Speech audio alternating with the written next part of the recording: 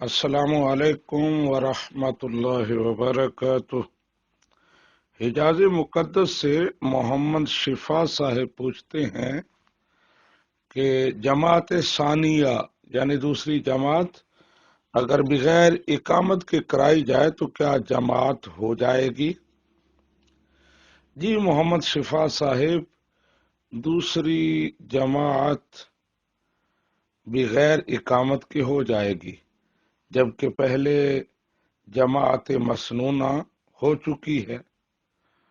شریعت کا حکم بھی یہی ہے کہ اگر جماعت مسنونہ محلے کی مسجد میں اذان اور اقامت کے ساتھ ہو چکی ہے تو دوسری جماعت جو ہے وہ اذان و اقامت کے بغیر ہیئت بدل کر یعنی محراب سے ہٹ کر پڑھائی جائے، اور اگر اقامت پڑھ لی تو تب بھی کوئی حرج نہیں ہے۔ ھذا ما عندی واللہ ورسولہ اعلم بالصواب۔